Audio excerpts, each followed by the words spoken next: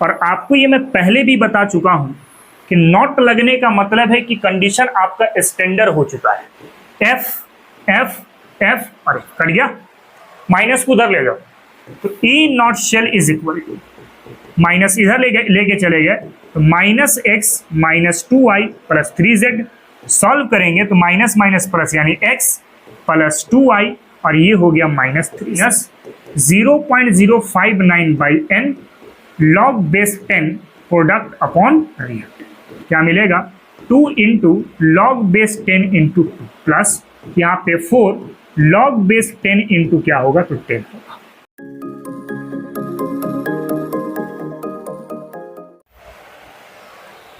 Hello my dear student, कैसे हैं आप? आई होप आप सब बहुत बेहतर होंगे।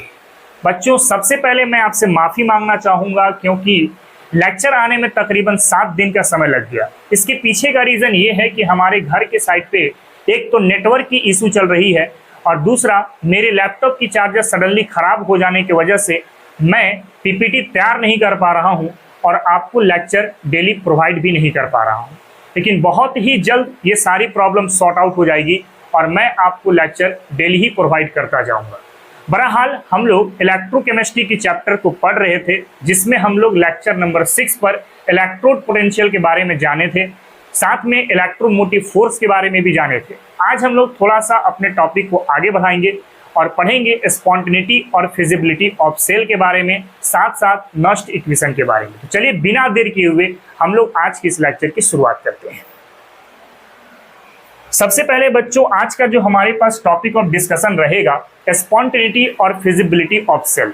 वैसे कौन कौन से सेल हैं जो हमारे नेचर पे एग्जिस्ट करेंगे, इसके बारे में हम लोग आज के टॉपिक पर बात करने वाले हैं। सबसे पहले इसमें कुछ पॉइंट मैं आपको लिख देता हूं। The relationship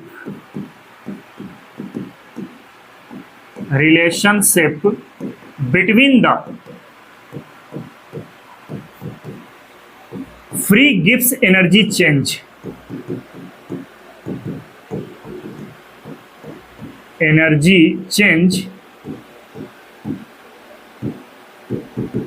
with cell potential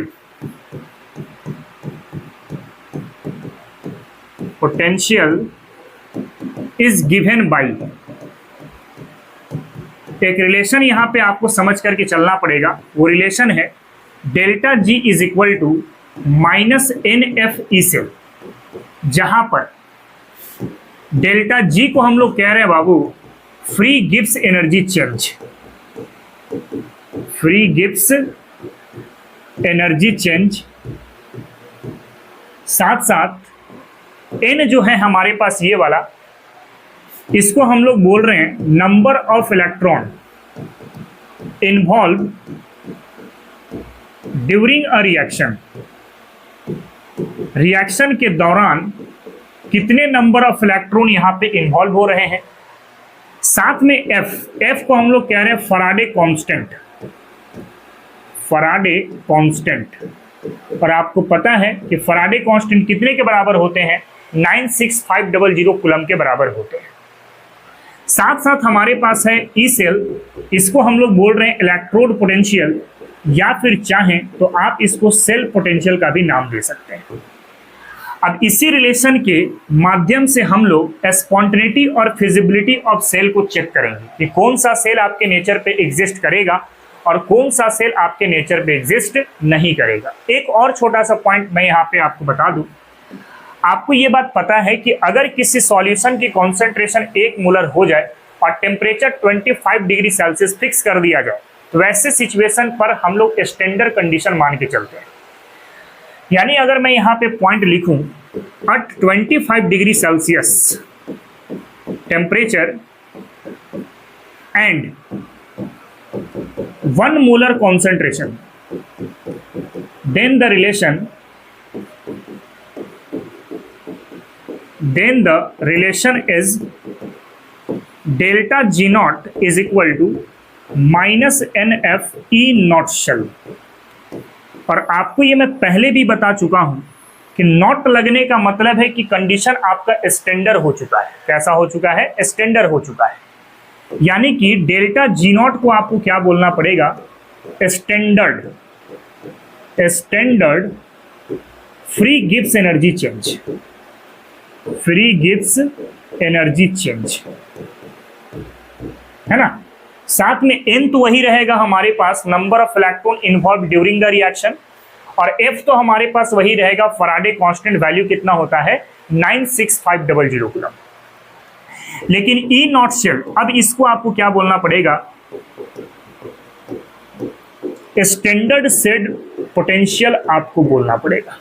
तो ध्यान देना कि अगर यहां पे नॉट नहीं लगा है तब तो ये नॉर्मल है आपके पास, लेकिन नॉट का टर्म इस्तेमाल तभी कर सकते हैं जब टेम्परेचर आपके पास 25 डिग्री सेल्सियस हो और कॉन्सेंट्रेशन आपके पास कितना हो 1 मोलर हो। ये सारी बात भी हम लोग लास्ट लेक्चर पे डिस्कस कर चुके हैं, ठीक है। तो पहले जरा आप इसको कॉपी करो, इसके बेसिस पे हम लोग देखते हैं किस तरह से स्पॉन्टेनिटी को चेक किया जाता है, ठीक है।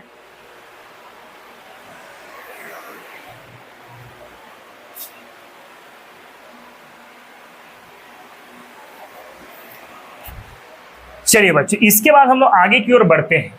तो आप एक चीज को हमेशा माइंड में रखना, दो टाइप की प्रोसेस होती है बाबू हमारे पास। एक तो प्रोसेस होता है स्पॉन्टेनियस प्रोसेस, और दूसरा प्रोसेस होता है हमारे पास non spontaneous process, non spontaneous process, ठीक है। और कभी कभी हम लोग यहां पर इक्विलिब्रियम का भी टर्म इस्तेमाल में ले आते हैं, और आपने क्लास 11th में भी ये चीज को पढ़ रखा है कि अगर प्रोसेस हमारे पास स्पॉन्टेनियस होता है तो उस दौरान डेल्टा जी का वैल्यू क्या मिलता है, नेगेटिव मिलता है। क्या मिलता है, नेगेटिव। यानी डेल्टा जी का वैल्यू नेगेटिव होगा तो प्रोसेस कैसा होगा, स्पॉन्टेनियस। कैसा होगा, स्पॉन्टेनियस होगा। और अगर डेल्टा जी का वैल्यू हमारे पास पॉजिटिव मिल जाते हैं तो उस प्रोसेस को हम लोग नॉन स्पॉन्टेनियस प्रोसेस के नाम से जानते हैं। और अगर डेल्टा जी का वैल्यू 0 हो जाता है तो वैसे सिचुएशन पे सिस्टम आपका इक्विलिब्रियम स्टेबलाइज कर लेता है। अब जरा एक बात को समझने की कोशिश करें। आपके पास रिलेशन कैसा था, delta G equal to minus NF E cell, ये रिलेशन था। अब सपोज करो कि डेल्टा जी को बाबू हमें नेगेटिव बनाना है। क्या बनाना है, नेगेटिव बनाना है। आप नेगेटिव जब बनाएंगे डेल्टा जी को तो प्रोसेस कैसा होगा, स्पॉन्टेनियस। अब डेल्टा जी को नेगेटिव बनाने के लिए ई सेल को आपको क्या करना पड़ेगा, पॉजिटिव करना पड़ेगा, तभी ना ये पॉजिटिव और नेगेटिव मिल करके क्या बनेगा, नेगेटिव मिलेगा। इसका मतलब जब आप स्पॉन्टेनियस प्रोसेस सोचेंगे तो डेल्टा जी का वैल्यू नेगेटिव होता है, जबकि सेल पोटेंशियल आपको क्या मिलेगा, पॉजिटिव मिलेगा। कैसा मिलेगा, पॉजिटिव मिलेगा। ये स्पॉन्टेनियस प्रोसेस के दौरान होते हैं। अब वहीं पे अगर आप नॉन स्पॉन्टेनियस प्रोसेस को सोचते हैं तो नॉन स्पॉन्टेनियस पर डेल्टा जी का वैल्यू क्या हो जाता है बाबू, तो पॉजिटिव हो जाता है। अब अगर डेल्टा जी को पॉजिटिव करना है तो वैसे सिचुएशन पर ई सेल को आपको नेगेटिव करना पड़ेगा, तब ना ये नेगेटिव और ये नेगेटिव मल्टीप्लाई होकर क्या बन जाएगा, पॉजिटिव बन जाएगा। इसका मतलब नॉन स्पॉन्टेनियस प्रोसेस पर जो ई सेल होते हैं ना, वो क्या होते हैं, नेगेटिव होते हैं। अब लास्टली एक और सिचुएशन है हमारे पास कि अगर सिस्टम इक्विलिब्रियम हो जाता है तो इक्विलिब्रियम पर डेल्टा जी का वैल्यू क्या मिलेगा, 0 मिलेगा। अब डेल्टा जी 0 अगर हो जाए इसका मतलब ई सेल का भी वैल्यू क्या मिलेगा, आपको 0 मिलेगा। एक बात को हमेशा माइंड में बना के रखना कि अगर कोई सेल स्पॉन्टेनियस प्रोसेस को फॉलो कर रहा है तो वैसे सिचुएशन पर उस सेल का सेल पोटेंशियल क्या होगा, पॉजिटिव में होना चाहिए। और अगर नॉन स्पॉन्टेनियस प्रोसेस है तो सेल पोटेंशियल वैल्यू नेगेटिव में होगा। और इक्विलिब्रियम के केस में आपको सेल पोटेंशियल हमेशा क्या मिलेगा, 0 मिलेगा। ठीक है, तो पहले इस चीज को जरा आप कॉपी कर लीजिए, उसके बाद हम लोग इसके कुछ न्यूमेरिकल्स के बारे में बात करते हैं। ठीक है,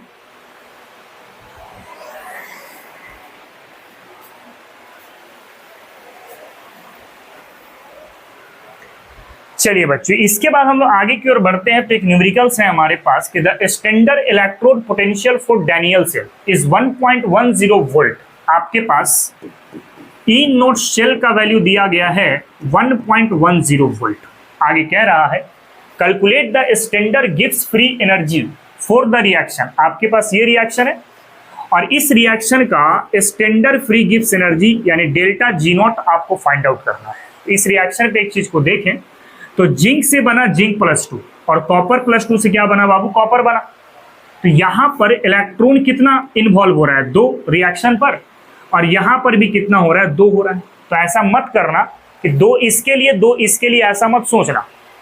एक्चुअली हो ये रहा है कि जिंक 2 इलेक्ट्रॉन को रिलीज कर रहा है, उसी 2 इलेक्ट्रॉन को कॉपर खा करके कॉपर में रिड्यूस हो जा रहा है।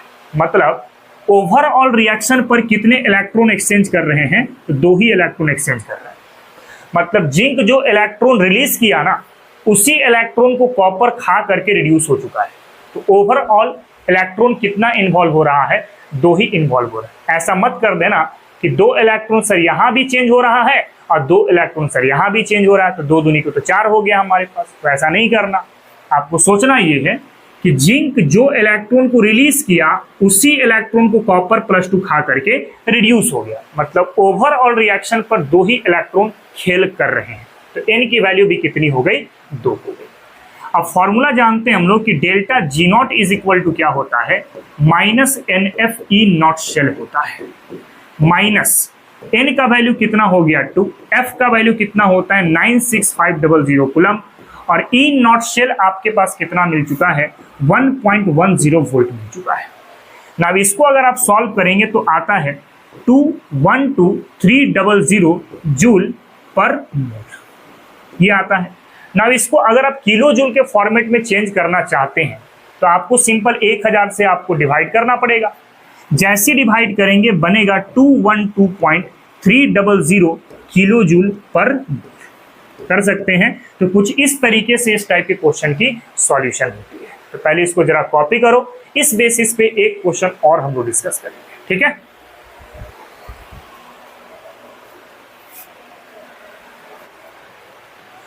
चलिए बच्चे, इसके बाद हम लोग आगे की ओर बढ़ते हैं। तो नेक्स्ट हमारे पास एक और सवाल है कि आपके पास इस रिएक्शन पर कुछ बात दिए गए हैं कि जिंक +2 से जिंक तक का जो पोटेंशियल है वो -0.76 वोल्ट है, और सिल्वर प्लस से सिल्वर का जो पोटेंशियल है वो है 0.80 वोल्ट। अब आपको पता क्या करना है, एक तो स्टैंडर्ड सेल पोटेंशियल पता करना है और दूसरा standard free Gibbs energy change आपको पता करना है। चलो कैसे पता होगा, आइए इसके बारे में बात कर लेते हैं। सबसे पहले हम लोग पता करते हैं E0 शेल के बारे में।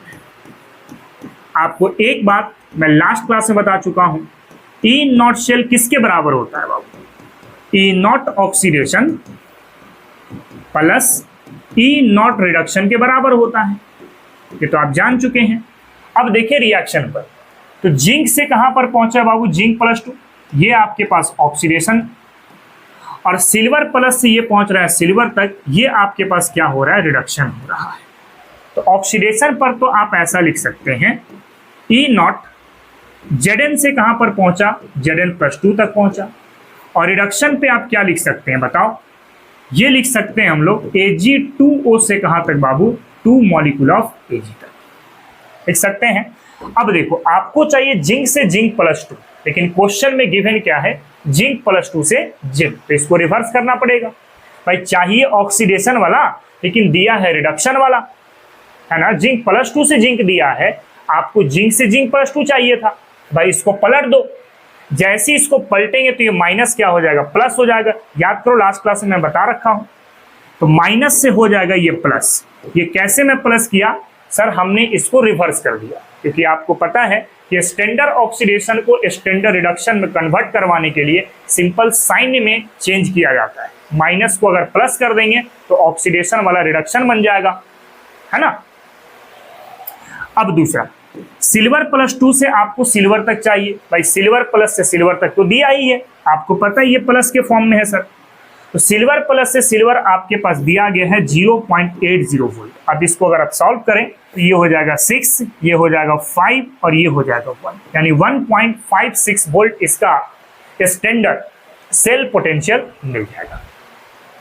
नाउ हमें कैलकुलेट करना है बाबू standard free Gibbs energy change, यानी डेल्टा G0 कितना होगा ये आपको पता करना है। तो डेल्टा G0 बराबर हम लोग जानते हैं क्या होता है, -NFE0 शेल होता है। अब -N कितने इलेक्ट्रॉन एक्सचेंज किए, सवाल तो यही है कि सर जिंक जो था आपके पास, जिंक +2 तक गया, 2 इलेक्ट्रॉन खेला यहां पर।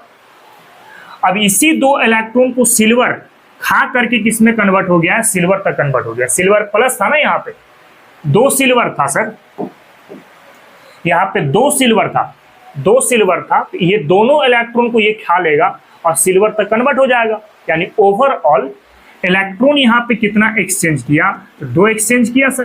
भाई जो इलेक्ट्रॉन जिंक ने छोड़ा उसी इलेक्ट्रॉन को सिल्वर 2 वाला खा करके 2 सिल्वर में कन्वर्ट हो गया, है ना। तो -2 F का वैल्यू हो गया 96500 कूलम और E नॉट शेल आपने निकाल चुका है कितना 1.56 वोल्ट। ठीक है, अगर आप इसको सॉल्व करेंगे तो आएगा -301080 जूल पर। ना इसको अगर आप किलो जूल में आप कन्वर्ट करेंगे तो क्या मिलेगा, बस इसको 1000 से आपको डिवाइड करना है। 1000 से डिवाइड करते ही ये किलो जूल में कन्वर्ट हो जाएगा।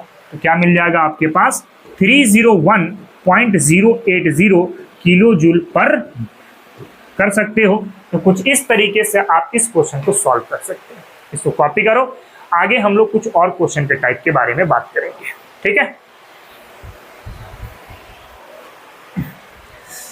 चलिए बच्चों, तो इसके बाद हम लोग आगे की ओर बढ़ते हैं। तो हमारे पास एक क्वेश्चन दिया गया है और ये क्वेश्चन जेईई मेंस 2020 का है और ये बहुत अच्छा क्वेश्चन है कि हमारे पास कॉपर +2 से कॉपर का सेल पोटेंशियल है 0.34 वोल्ट और कॉपर प्लस से कॉपर का सेल पोटेंशियल दिया गया 0.522 वोल्ट। अब आपको कैलकुलेट क्या करना है, कॉपर +2 से कॉपर प्लस का सेल पोटेंशियल कितना होगा यही आपको पता करना है। कैसे निकाला जाएगा आइए जरा बात करते हैं। ये एक बहुत ही अच्छा क्वेश्चन साबित होगा। सबसे पहले आपको रेफरेंस सोचना पड़ेगा। यहाँ पर क्या सोचना पड़ेगा, रेफरेंस। रेफरेंस आपको क्या लेके चलना है, जो आपको कैलकुलेट करना है ना यही आपका रेफरेंस होगा। कैलकुलेट क्या करना है, कॉपर +2 से कॉपर +3। अब इसको आप ऐसे भी तो लिख सकते हैं ना सर, कॉपर +2 एक इलेक्ट्रॉन खाएगा और कॉपर प्लस में कन्वर्ट हो जाएगा, है ना। अब इसी को हम लोग आगे की ओर प्रोसीड करेंगे। पहले इसको आप समझ लें, यही हमारा रेफरेंस है। अब बाकी जो गिवन है उसको जरा चेक करें। एक तो दिया गया है सर कॉपर +2 से कॉपर तक, आप इसको ऐसे लिख लो, कॉपर +2 2 इलेक्ट्रॉन खाएगा और कॉपर में कन्वर्ट हो जाएगा। और इसके लिए जो E01 मैं मान लेता हूं, जो क्वेश्चन पर दिया गया है कितना 0.34 वोल्ट। एकदम स्टेप बाय स्टेप समझना, उसके बाद आप एक बार सीख जाओगे ना तो इस टाइप के क्वेश्चन को बहुत जल्दी और आसानी से कर लेंगे। और दूसरा जो है आपके पास कॉपर प्लस से कॉपर तक, तो कॉपर प्लस से एक इलेक्ट्रॉन खा करके ये कॉपर में कन्वर्ट हो रहा है और इसके लिए जो सेल पोटेंशियल गिवन है उसको E02 मान लेता हूं, जो क्वेश्चन में दिया गया 0.522 वोल्ट।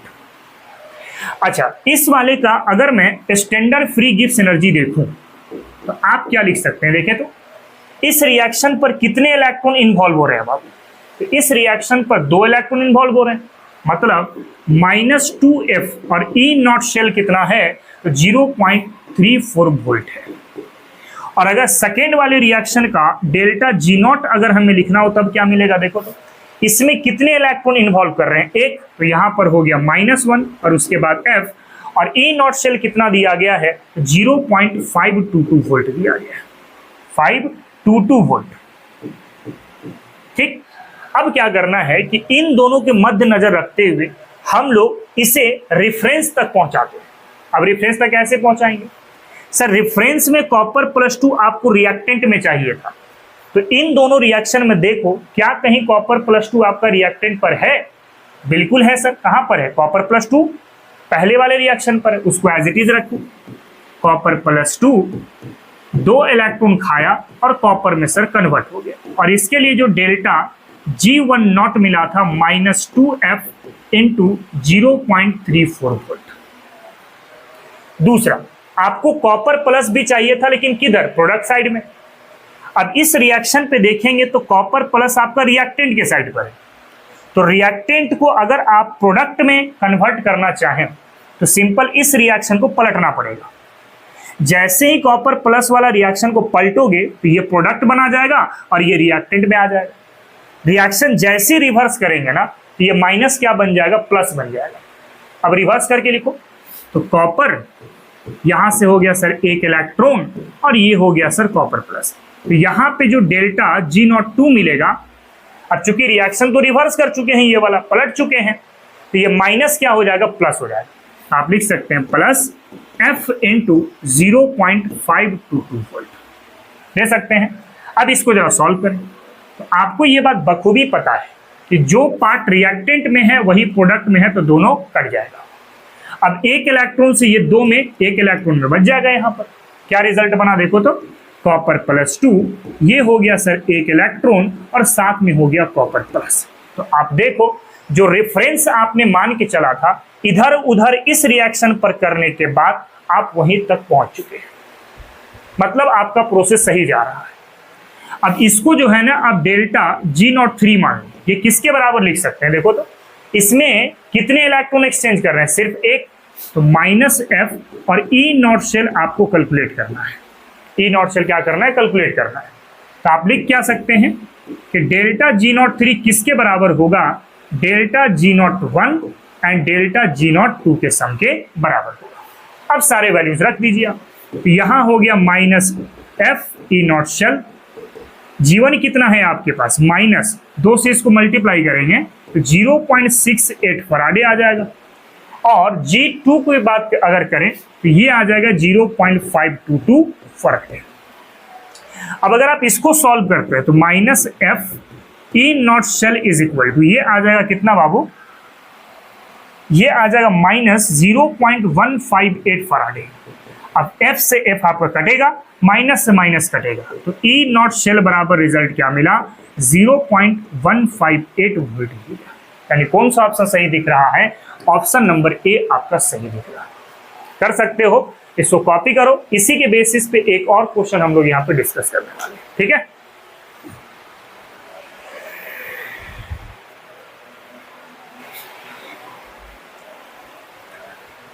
चलिए बच्चों आगे की ओर बढ़ते हैं। तो एक और क्वेश्चन है PMT 2011 का, क्वेश्चन उसी तरह है, बस देखो यहाँ पे the electrode potential for copper +2 से copper plus and copper plus से copper are +0.15 volt and 0.50 volt respectively. मतलब इसके लिए E01 दिया गया है 0.15 वोल्ट, है ना, और इसके लिए दिया गया है 0.50 वोल्ट, ठीक है।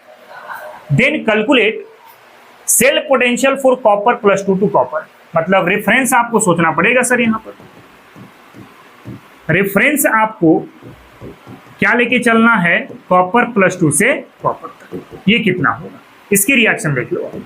कॉपर +2 2 इलेक्ट्रॉन खाएगा और कॉपर में कन्वर्ट हो जाएगा, यही आपका रेफरेंस है,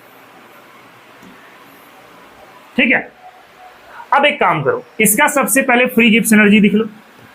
तो डेल्टा G01 कितने इलेक्ट्रॉन एक्सचेंज कर रहे हैं बाबू, एक, तो लिख सकते हैं -1 इंटू F इंटू 0.15 वोल्ट, हो गया। अब दूसरे वाले के लिए यानी डेल्टा G02, अगर इसके बारे में बात करें, इसमें कितने इलेक्ट्रॉन एक्सचेंज कर रहे हैं सर, तो एक ही कर रहे हैं आपके पास, तो क्या लिख लो -1 इंटू F इंटू 0.50, ठीक है। अब इस रिएक्शन को इसके अकॉर्डिंग अरेंज करो। कॉपर +2 किधर चाहिए, रिएक्टेंट में, पहले वाले में तो रिएक्टेंट में है, तो जैसा है वैसे ही उतार दो। कॉपर +2 एक इलेक्ट्रॉन खाया, कॉपर प्लस में कन्वर्ट हुआ, और इसके लिए डेल्टा G1 आपको मिला कितना, -0.15 फराडे। आगे बढ़िए, फिर कॉपर आपको प्रोडक्ट साइड में चाहिए। इस वाले में देखो तो कॉपर प्रोडक्ट में है, इसको एज इट इज उतार दो, तो कॉपर प्लस एक इलेक्ट्रॉन खा करके कॉपर में कन्वर्ट हो जा रहा है, और इसके लिए जो डेल्टा G02 है ये कितना है, -0.50 फराडे। अब इस रिएक्शन को आप सॉल्व करें। देखो जो पार्ट रिएक्टेंट में है वही प्रोडक्ट में, दोनों कर जाएगा। क्या रिजल्ट बना, कॉपर +2 एक 2 इलेक्ट्रॉन हो गया, और ये हो गया कॉपर। भाई ये वाला एक इलेक्ट्रॉन, ये वाला एक इलेक्ट्रॉन, दोनों जुड़ जाएगा ना, तो 2 इलेक्ट्रॉन हो गया। अब जो चीज आपका रेफरेंस था वही सेम चीज यहां पर आ चुका है। अब आप इसका डेल्टा G03 निकाल सकते हैं। बताओ इस रिएक्शन में कितने इलेक्ट्रॉन एक्सचेंज कर रहे हैं, 2 इलेक्ट्रॉन, तो -2F इंटू E0 शेल। अब इसी E0 शेल को निकालना है। अब इसको कैसे लिख सकते हैं, delta G03 is equal to क्या होगा, delta G01 plus delta G02। अब सारे वैल्यूज को रख दीजिए। डेल्टा जी नॉट 3 की जगह पे क्या लिख सकते हैं हम लोग, -2f(E0 शेल लिख सकते हैं। आगे बढ़े, डेल्टा जी नॉट 1 पर क्या लिख सकते हैं हम लोग, -0.15 फराडे लिख सकते हैं, प्लस यहां पर कितना हो गया आपके पास बाबू, देखो तो -0.50 फराडे। अब इसको सॉल्व करें आप, -2f(E0 cell is equal to -0.15 Faraday, plus minus minus हो गया 0.50 फराडे होगा। अब इसको जरा आप सॉल्व करते हैं तो -2f(E0 शेल, ये क्या मिलेगा आपके पास, तो 0 और 5 हो गया, 5 और 1 6 हो गया, यानी कि f ये हो गया आपके पास माइनस, सही है ना, 5 0 5 और 5 और 1 6, सही है। फिर माइनस से माइनस कट गया, f से f आपका कट गया, तो E0 शेल आपको क्या मिलेगा, ये मिलेगा 0.65/2। अब इसको सॉल्व करेंगे तो ये निकल करके आ जाएगा 0.325, यानी कौन सा ऑप्शन सही दिख रहा है, तो ऑप्शन नंबर ए आपको सही दिख रहा है। कर सकते हैं, तो इस तरीके से ये क्वेश्चन बनेगा। तो इससे पहले वाला क्वेश्चन और ये वाला क्वेश्चन लगभग सिमिलर था, तो आप इजीली इस टाइप के क्वेश्चन को सॉल्व कर सकते हैं। पहले इसको कॉपी करो, इसके बाद एक और क्वेश्चन के बारे में बात करेंगे, ठीक है।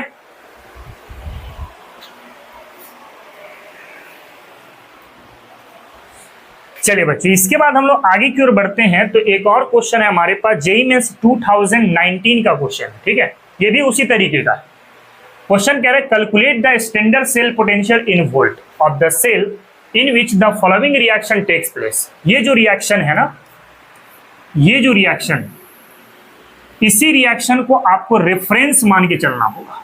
क्या मान के चलना होगा, रेफरेंस मान के चलना होगा, और बाकी को आपको अरेंज करना पड़ेगा। आप इसको कैसे लिख सकते हैं, सोच के देखो तो। इसको क्या लिख सकते हैं कि सर सिल्वर प्लस है, एक इलेक्ट्रॉन ये खाया होगा और सिल्वर में कन्वर्ट हुआ होगा, और इसके लिए डेल्टा G1 नॉट मान लो, है ना। क्या दिया जाएगा, एक इलेक्ट्रॉन एक्सचेंज हो रहा है, तो -1 इंटू एफ इंटू क्या होगा, x होगा। चलो डेल्टा G1 आपको मिल गया। फिर इस वाले का अगर आपको लिखना पड़े तो क्या लिख सकते हैं, Fe+2 से Fe जा रहा है, तो Fe+2 2 इलेक्ट्रॉन ये खाएगा तो Fe में कन्वर्ट हो जाएगा। अब यहाँ पे डेल्टा G02 को आप क्या लिख सकते हैं, सर यहाँ पे 2 इलेक्ट्रॉन एक्सचेंज हुआ ना, तो -2f, और E0 शेल कितना दिया गया है, तो y दिया गया है। नेक्स्ट, अगर आप इसके लिए बात करते हैं तो यहाँ पर है आपके पास Fe+3, 3 इलेक्ट्रॉन ये खाएगा और Fe में कन्वर्ट हो जाएगा, यानी कि यहाँ पर डेल्टा G3 अगर बात करते हैं तो कितने इलेक्ट्रॉन एक्सचेंज हो रहे हैं, 3, मतलब -3f इंटू क्या होगा, तो Z होगा। अब इस रिएक्शन के अकॉर्डिंग बाकी सबको अरेंज करो। Fe+2 रिएक्टेंट में चाहिए, जरा इसमें देखो तो कहीं Fe+2 रिएक्टेंट पर है सर, बिल्कुल सेकेंड वाले में है ना, तो जो मिल गया उसको एज इट इज रख दो आप। Fe+2 प्लस 2 इलेक्ट्रॉन रिएक्ट करके बना दिया Fe, और इसके लिए डेल्टा G02 मिल चुका है -2yf, सही है। आगे बढ़िए, सिल्वर प्लस भी आपको रिएक्टेंट में चाहिए। क्या इन तीनों में सिल्वर प्लस कहीं रिएक्टेंट पर है, बिल्कुल है सर, तो इसको भी एज इट इज करो। सिल्वर प्लस, एक इलेक्ट्रॉन ये खाएगा और सिल्वर में सर कन्वर्ट हो जाएगा, और इस पे डेल्टा G01 ये कितना मिला है, -xfy आपको मिला है, सॉरी -xf ये मिला है आपके पास। थर्ड, Fe+3 आपको प्रोडक्ट में चाहिए। अब इसमें देखो क्या Fe+3 प्रोडक्ट पर है, नहीं है सर, इसमें भी नहीं है प्रोडक्ट पर, इस पे भी नहीं है और इस पे भी नहीं है। इसमें Fe+3 है तो जरूर, लेकिन रिएक्टेंट साइड पर है, तो रिएक्टेंट को प्रोडक्ट में भेजना पड़ेगा। उसके लिए रिएक्शन को पलट दो, जैसे रिएक्शन को पलटेंगे ये माइनस क्या हो जाएगा सर, प्लस हो जाएगा। पलट करके लिखें, मतलब Fe है ना, इसके बाद ये 3 इलेक्ट्रॉन और साथ में हो गया सर Fe+3। हमने इस रिएक्शन को रिवर्स कर दिया। अब जैसे रिवर्स करेंगे तो डेल्टा G03 को आप लिख सकते हैं क्या, +3f इंटू Z। ऐसा ही है, रिवर्स करेंगे तो माइनस प्लस होगा ना। अब आप देखिए सॉल्व करके, अगर आप सॉल्व करके देखोगे तो जो आपने रेफरेंस माना था ना वही आपका रिजल्ट यहां पर मिल जाएगा। देख सकते हैं कैसे, देखो Fe से Fe आपका कटेगा, है ना, और क्या हो गया देखो 3 इलेक्ट्रॉन से ये 3 इलेक्ट्रॉन खत्म हो गया, तो रिजल्ट क्या बना बाबू, Fe+2 साथ में Ag प्लस, प्रोडक्ट बना दिया क्या क्या, एक तो हो गया सर Ag और एक हो गया आपके पास क्या, तो Fe+3, है ना। और इसके लिए आप मान लो डेल्टा G0 4 मान सकते हैं। कितने इलेक्ट्रॉन एक्सचेंज कर रहे हैं यहां पर, कितने इलेक्ट्रॉन एक्सचेंज कर रहे हैं, तो ये हो जाएगा यहां से सर 1 इलेक्ट्रॉन और यहां से भी 1 इलेक्ट्रॉन, मतलब आप लिख सकते हैं इसको Fe0 शेल। सही है, एक ही इलेक्ट्रॉन एक्सचेंज करा, आप देख सकते हैं Fe+2 से गया Fe+3 1 इलेक्ट्रॉन चेंज, Ag+ से Ag यहाँ पे भी 1 इलेक्ट्रॉन चेंज, तो कोई एक ऑक्सीडेशन किया होगा और दूसरा उसी इलेक्ट्रॉन को खा करके रिड्यूस हुआ होगा, तो ओवरऑल कितने इलेक्ट्रॉन एक्सचेंज होंगे, एक ही होंगे। अब लिख सकते हैं क्या कि delta G04 is equal to delta G01 plus delta G02 plus delta G03। अब डेल्टा G01 कितना है बाबू, देखो तो ये है सर -XF, G2 कितना है आपके पास, तो -2YF, और G3 आपके पास कितना है, तो +3FZ, और G4 को आप क्या लिख सकते हैं, तो -F into E0 shell, F अरे कर गया, माइनस को उधर ले जाओ, तो E0 cell is equal to minus इधर लेके चले गए, तो -X -2Y plus 3Z, solve करेंगे तो माइनस माइनस प्लस यानी X प्लस 2Y और ये हो गया -3Z, यानी कौन सा ऑप्शन सही दिख रहा है, तो ऑप्शन नंबर ए आपको सही मिल रहा है। कर सकते हैं, तो इस टाइप से इसकी सॉल्यूशन बनती है, ठीक है।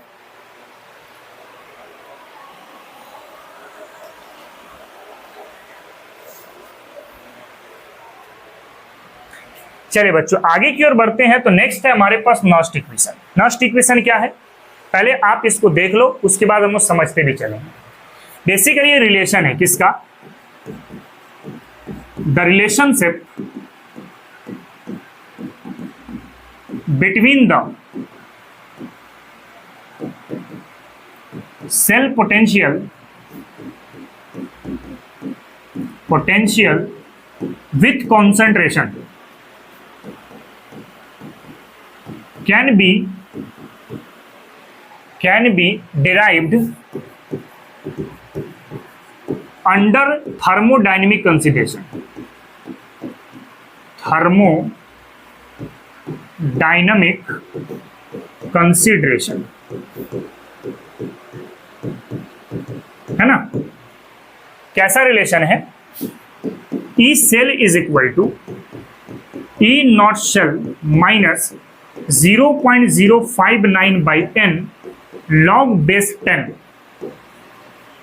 Product upon reactant.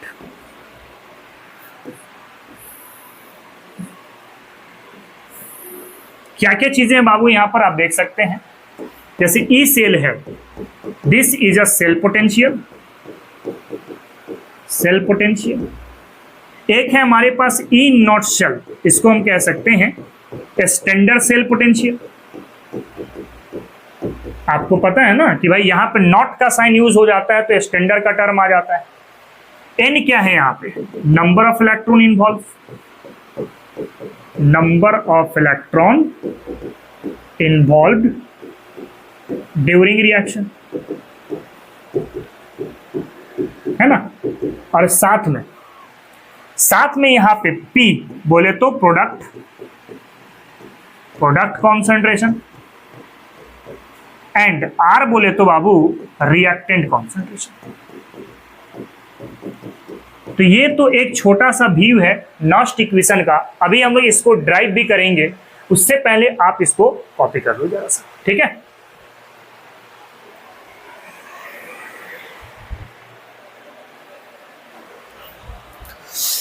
चलिए बच्चों, इसके बाद हम लोग आगे की ओर बढ़ते हैं। तो नेक्स्ट नॉस्ट इक्वेशन का डेरिवेशन हम लोग कर लेते हैं। देखो नॉस्ट इक्वेशन का डेरिवेशन करने के लिए आपको रिवर्सिबल रिएक्शन मान करके चलना पड़ेगा। तो मैं यहाँ पे लेके चल रहा हूं, let us take a reversible reaction.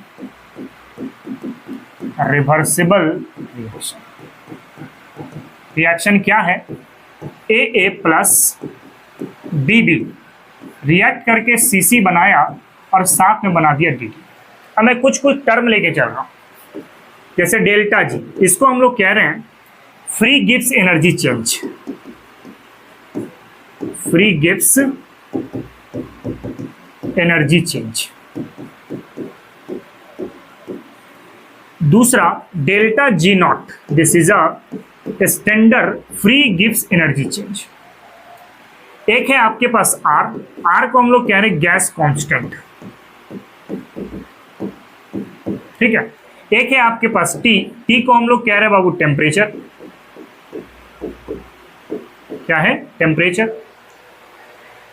अब यहां पे एक रिलेशन है, delta G equal to delta G naught plus 2.303 into R into T log base 10 into QC.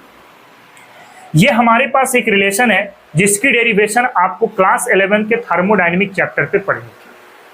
अगर आपको वो डेरिवेशन याद नहीं है तो आपको घबराने की कोई आवश्यकता नहीं है।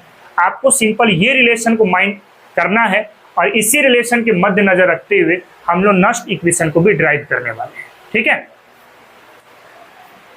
अब यहाँ पे एक चीज को समझना चाहिए।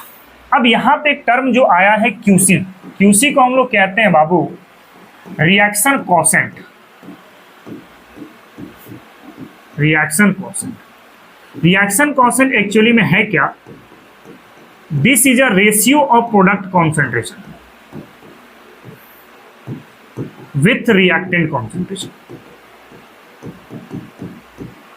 आप सिंपल चाहें तो इसको लिख सकते हैं product concentration by reactant with stoichiometry. With stoichiometry कहने का ये मतलब है कि आप चाहे तो इस क्यूसी को ऐसा भी दिखा सकते हैं, प्रोडक्ट अपॉन रिएक्टेंट, ठीक है। अब प्रोडक्ट में आपका इस रिएक्शन पर क्या क्या दिया गया देखो तो, एक तो दिया गया सी, एक है प्रोडक्ट आपके पास डी। रिएक्टेंट में क्या है? एक है ए और एक है बी। तो एक कर देंगे यहां पर ए और एक कर देंगे सर यहां पर। अब सब की स्टिचोमेट्रिक इसकी पावर पे चढ़ेगी। जैसे कि इस सी का स्टिचोमेट्रिक स्मॉल सी था तो पावर में ले लो, इस डी का स्टिचोमेट्रिक स्मॉल डी था तो यहाँ पर डी ले लो, यहाँ पर ए है और यहाँ पर डी। मतलब प्रोडक्ट और रिएक्टेंट का स्टिचोमेट्रिक पावर आपका हो जाना चाहिए, ठीक है। आप इसको ऐसा ले सकते हैं। नाउ हम लोग चलेंगे from spontaneity of cell. Spontaneity of cell. तो हम लोग स्पॉन्टेनिटी ऑफ सेल में एक चीज देख चुके हैं क्या, कि डेल्टा जी इसके जगह पर -NFE से लिखते हैं, पढ़ चुके हैं आज ही के लेक्चर में। और डेल्टा जी नॉट की जगह पे क्या लिख सकते हैं? -NFE naught cell plus 2.303 into R into T log base 10। अब क्यूसी की जगह पे क्या लिख सकते हैं? या तो आप इसको लिख लो या तो आप इसको लिख लो। तो मैं इसको शॉर्ट फॉर्मूला लिख देता हूं यहाँ पे, प्रोडक्ट अपॉन रिएक्टेंट। आप चाहें तो इसको भी लिख सकते हैं इस रिएक्शन के अकॉर्डिंग में, कोई घबराने वाली बात नहीं। अब क्या करना है कि -NF को क्रॉस मल्टीप्लाई करके नीचे ले आना है। तो आप क्या कर लोगे? E cell is equal to -NFE naught cell divide by -NF। भाई इसको इधर लेके आ रहे हैं ना, ये इससे भी डिवाइड होगा और इससे भी डिवाइड होगा, plus 2.303 into R into T divide by -NF log base 10 into product upon क्या होगा? रिएक्टेंट होगा।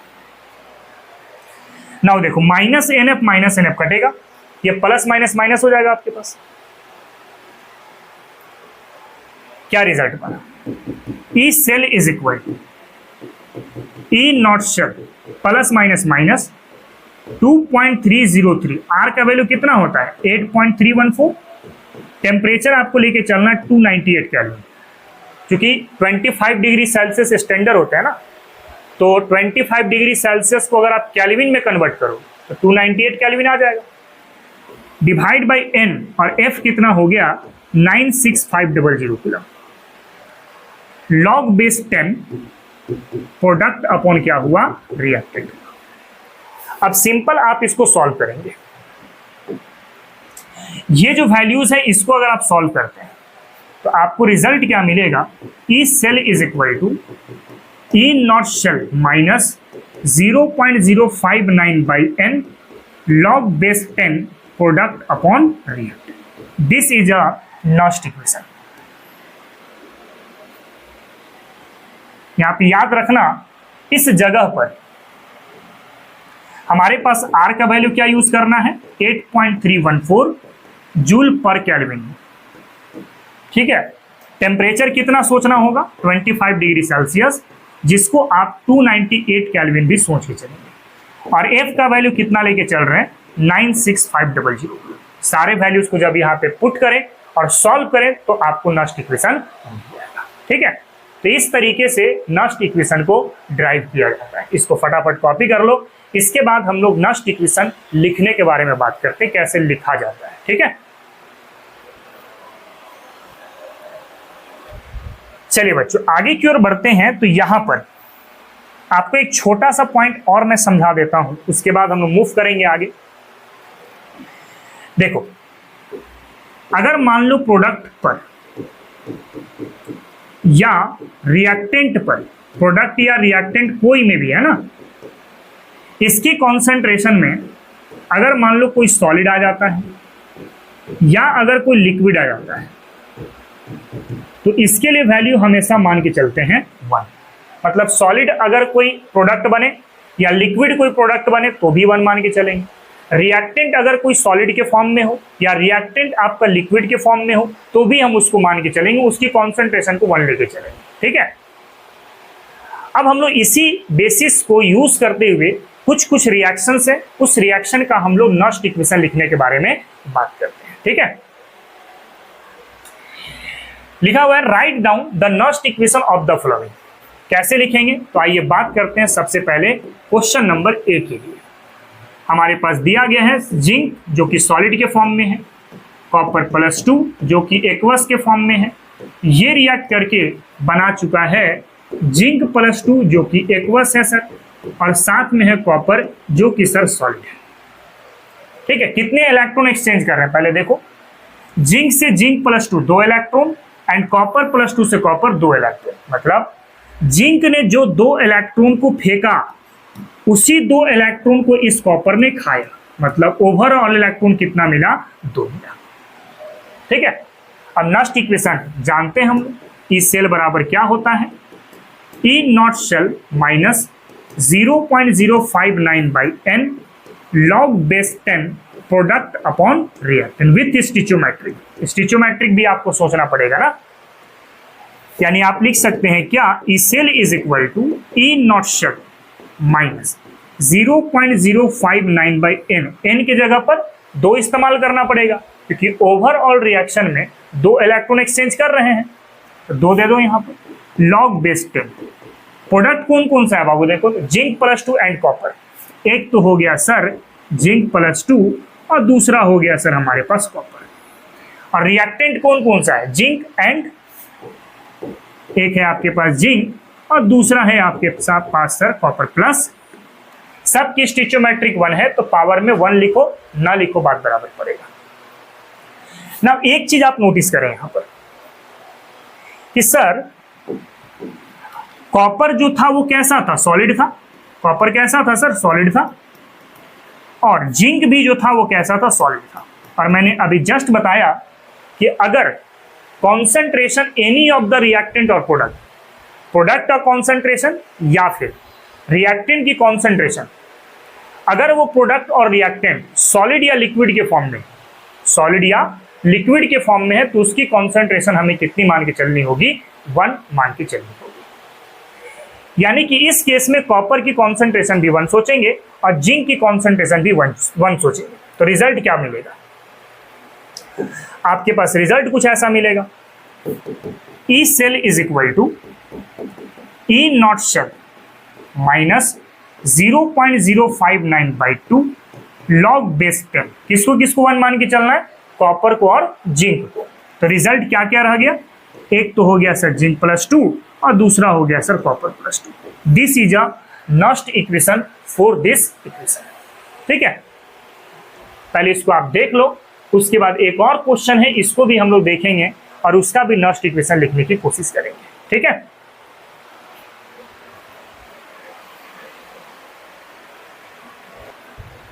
चलिए बच्चों, इसके बाद हमारे पास जो क्वेश्चन है, क्वेश्चन नंबर बी, इसका नॉस्ट इक्वेशन लिखे। पहले इसका रिएक्शन लिख लो। तो इसका रिएक्शन लिखने आता होगा, जैसे निकेल है, निकेल का प्रोडक्ट क्या बनना है बाबू? निकेल +2 बनना है।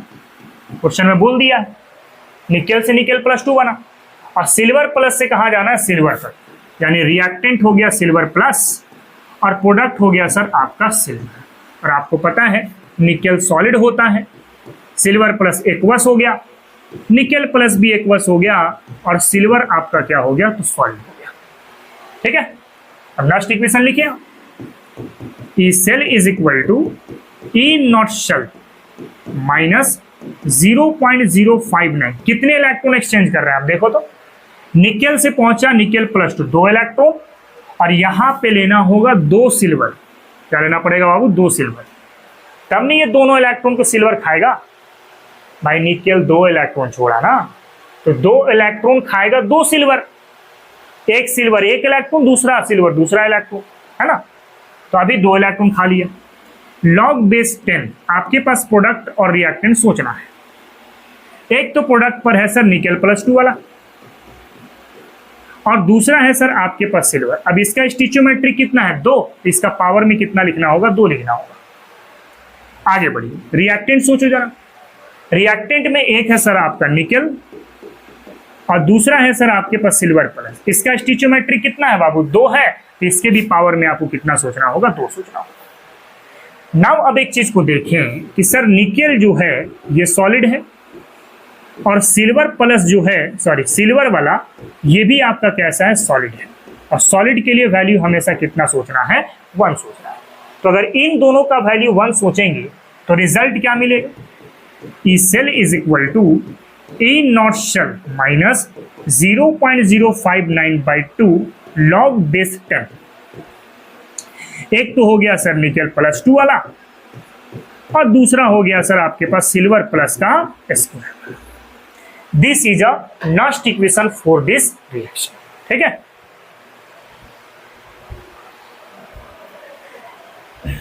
चलिए बच्चों, तो इसी तरीके का इस्तेमाल करके आप क्वेश्चन नंबर सी को भी सॉल्व कर सकते हैं। ठीक है ना? ध्यान देना एक चीज कि रिएक्टेंट या फिर प्रोडक्ट अगर सॉलिड स्टेट पर होगा या लिक्विड स्टेट पर होगा तभी उसको 1 मान के चलना है। गैस स्टेट पर होगा तो 1 नहीं मानना, एक्वस के फॉर्म में होगा तब भी उसको 1 नहीं मानना है। ठीक है, क्वेश्चन करेंगे आपको समझ में आ जाएगा। चलिए देखते हैं, कुछ क्वेश्चन है हमारे पास। क्वेश्चन कह रहा है कि nickel plus 2 molecule of silver plus की कॉन्सेंट्रेशन है, ये कन्वर्ट होता है निकेल +2 में, उसकी भी कॉन्सेंट्रेशन है, और साथ में 2 मॉलिक्यूल ऑफ सिल्वर बन रहा है। स्टैंडर्ड सेल पोटेंशियल है 1.05 वोल्ट। अब आपको कैलकुलेट करना है सेल पोटेंशियल कितना होगा। तो सबसे पहले इसका नॉस्ट इक्वेशन लिखेंगे हम लोग। रिएक्शन क्या है? निकेल जो कि सॉलिड है, 2 मॉलिक्यूल ऑफ सिल्वर प्लस जो कि सर एक्वस है। अच्छा, इसका कॉन्सेंट्रेशन कितना? 0.002। तो आप इसको क्या लिख सकते हैं? 2 × 10⁻³ लिख सकते हो। आगे बढ़िए, इसके बाद है हमारे पास निकेल +2, ये भी सर एक्वस हो गया, और इसकी कॉन्सेंट्रेशन है 0.16 मोलर। तो आप इसको क्या लिख सकते हैं? 16 × 10⁻² molar plus 2 molecule of silver. अब एक काम करो, ये भी सॉलिड है तो 1 मानेंगे, ये भी सॉलिड है तो 1 मानेंगे। नॉस्ट इक्वेशन डायरेक्ट कैसे लिखोगे? E cell equal to E naught cell minus 0.059/2। कितना इलेक्ट्रॉन एक्सचेंज हुआ देखो तो? निकेल से गया निकेल +2, और वही 2 इलेक्ट्रॉन को एक इलेक्ट्रॉन Ag+ को मिला और दूसरा इलेक्ट्रॉन भी Ag+ को मिला। तो 2 Ag+ है ना, तो 2 Ag+ में एक इलेक्ट्रॉन एक Ag+ लेगा और दूसरा इलेक्ट्रॉन दूसरा वाला Ag+ लेगा। मतलब एंटायर रिएक्शन पे सिर्फ 2 ही इलेक्ट्रॉन आपके इन्वॉल्व हो रहे हैं। Log base 10। प्रोडक्ट आपके पास कौन कौन सा देखो तो, यूजफुल प्रोडक्ट कौन सा है, एक तो ये और एक तो ये। सर इसका 1 मानना होगा, इसका भी 1 मानना होगा, तो डायरेक्ट लिखो इसी का सिर्फ निकेल प्लस 2 और ये हो गया सिल्वर प्लस का स्क्वायर। अब सारे वैल्यूज रखें। E cell, E naught cell कितना गिवन है बाबू, 1.05 volt minus 0.059/2 log base 10। Nickel plus 2 कितना गिवन है बाबू, देखो तो 16 इंटू 10⁻⁻2 और सिल्वर प्लस कितना है तो 2 इंटू 10⁻⁻3 का होल स्क्वायर। भाई होल स्क्वायर है ना, जिसको सॉल्व करना होगा simple. E cell is equal to 1.05 volt minus 0.059/2 log base 10, 16 into 10⁻⁻2 divide by ये 2 का स्क्वायर यानी कि 4 इंटू 10⁻⁻6। अब इसको सिंपल आपको सॉल्यूशन देना होगा, तो क्या लिख सकते हैं हम लोग बाबू, E cell is equal to 1.05 minus 0.059/2 log base 10। इसको जरा सॉल्व करो तो 4 से कितना मर्तबा जाएगा, 4 बार में इसको ऊपर लेके चलेगा, क्या मिलेगा 4 इंटू 10⁻⁻2 इंटू 10⁻6। हाँ इसको ऊपर लेके चले जाए हम लोग, तो क्या मिला, E cell is equal to 1.05 minus 0.059/2 log base 10। 4 into क्या लिखा जा सकता है, 10 के पावर 4 लिखा जा सकता है। अब इसको और थोड़ा सा चेंज कर सकते हैं, E cell is equal to 1.05 minus 0.059/2 log base 10। इसको क्या लिख सकते हैं, 2 का स्क्वायर इंटू 10 के पावर 4।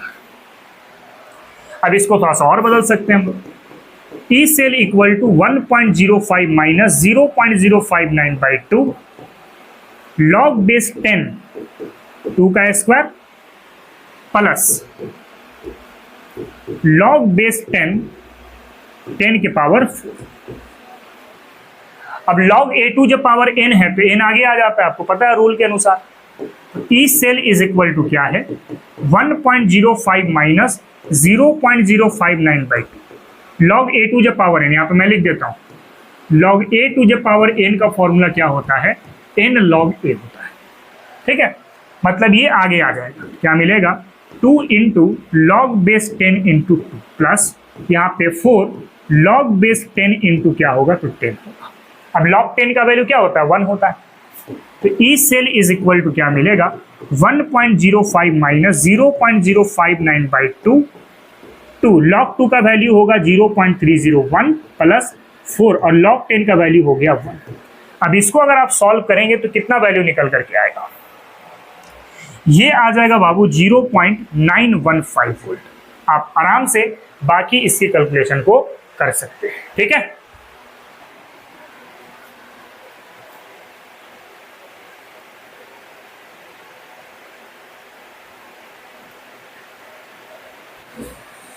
चलिए बच्चों आगे की ओर बढ़ते हैं, तो नेक्स्ट एक और क्वेश्चन है हमारे पास।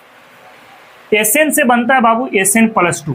Sn प्लस 2 की कॉन्सेंट्रेशन है 0.05 मोलर और 2H प्लस जिसकी कॉन्सेंट्रेशन 0.02 मोलर है, और फिर ये बनता है हाइड्रोजन गैस तक। H प्लस से H2 बनने के लिए आपके पास वोल्टेज दिया गया 0.00 वोल्ट और Sn प्लस 2 से Sn के लिए दिया गया है माइनस 0.14 वोल्ट। आपको कैलकुलेट करना है ई नॉट सेल और दूसरा कैलकुलेट करना है ई सेल। सबसे पहले काम करते हैं हम लोग, ई नॉट सेल को फाइंड आउट करते हैं।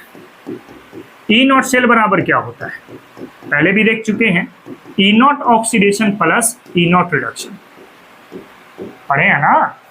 ऑक्सीडेशन कौन सा है, देखो तो, देखो Sn से Sn plus 2 this is oxidation and H plus से पहुंचा H2 तक दिस इज रिडक्शन।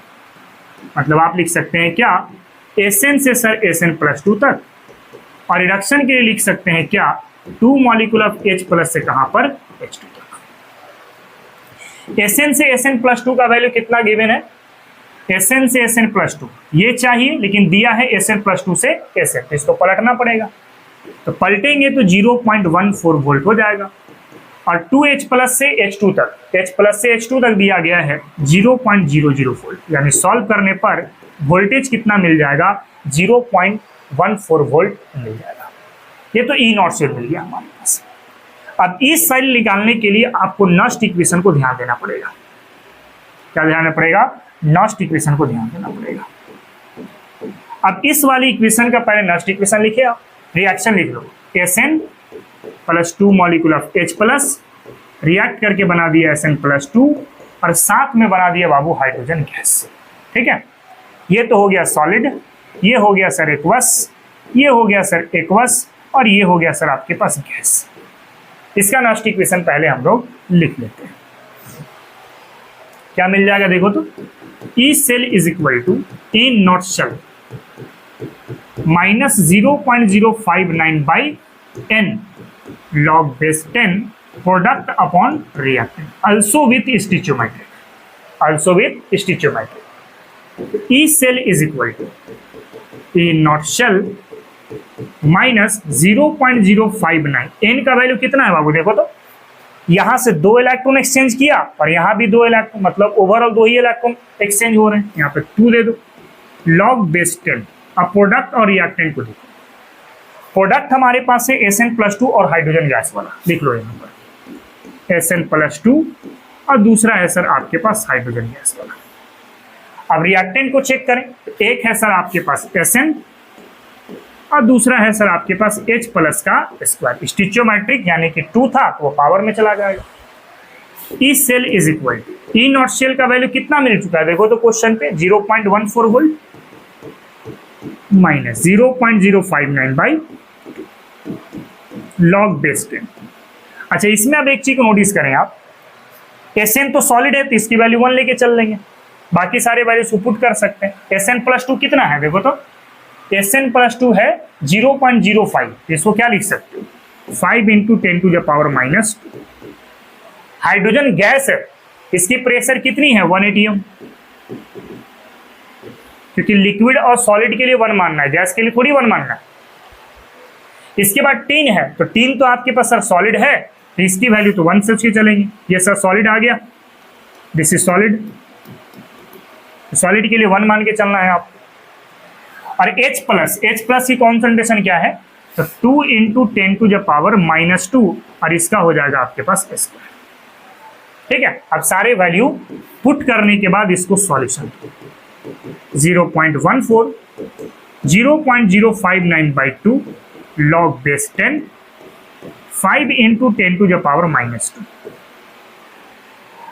यहाँ पे होगा 4 × 10⁻⁻4।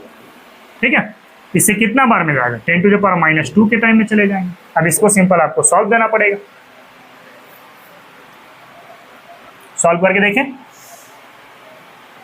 तो E cell is equal to 0.14 minus 0.059/2 log base 10। यहाँ पे क्या होगा देखो तो, 5/4 इंटू 10⁻⁻² को ऊपर लेके जाएंगे तो 10⁻² हो जाएगा।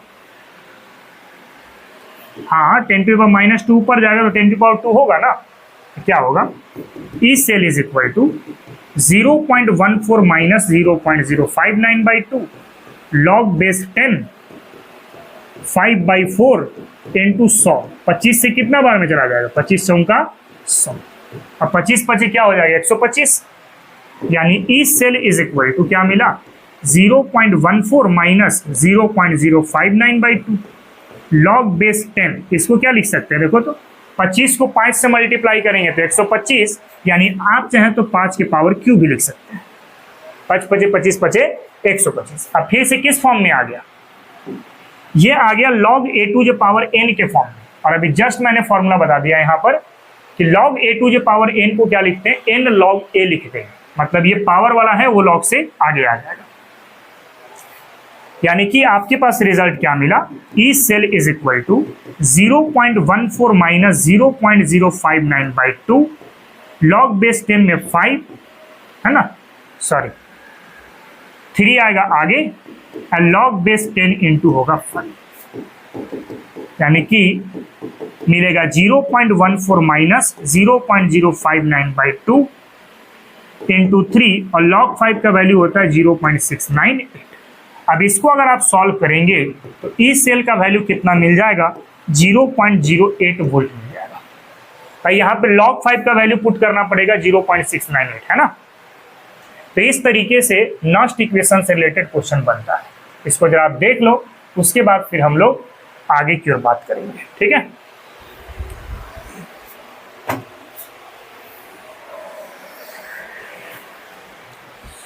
चलिए बच्चों, तो आज के लेक्चर को हम लोग यहीं पे खत्म करते हैं। मिलते हैं फिर हम लोग नेक्स्ट क्लास पर एक नए जोश के साथ, नई उमंग के साथ। आज के लिए इतना ही। जय हिंद, जय भारत और जय विज्ञान। बच्चों, अगर आपको मेरा लेक्चर पसंद आया है तो मेरे इस लेक्चर को लाइक करें, चैनल को सब्सक्राइब करें और इसे अपने फ्रेंड तक भी शेयर करें ताकि उन्हें भी हमसे जुड़ने का मौका मिल सके। बच्चों, आज हमारे पास नॉस्ट इक्वेशन का पहला लेक्चर था। इसमें हमने नॉस्ट इक्वेशन की डेरिवेशन के बारे में बात की और 2 न्यूमेरिकल्स के बारे में बात की। अगला जो लेक्चर होगा इसमें भी हम लोग नॉस्ट इक्वेशन ही पढ़ेंगे, जिसमें नॉस्ट इक्वेशन के बारे में और भी अच्छे अच्छे क्वेश्चंस हम लोग नेक्स्ट क्लास के अंदर बात करने वाले हैं। तो आज के लिए हम लोग इतने ही रखते हैं। Thank you very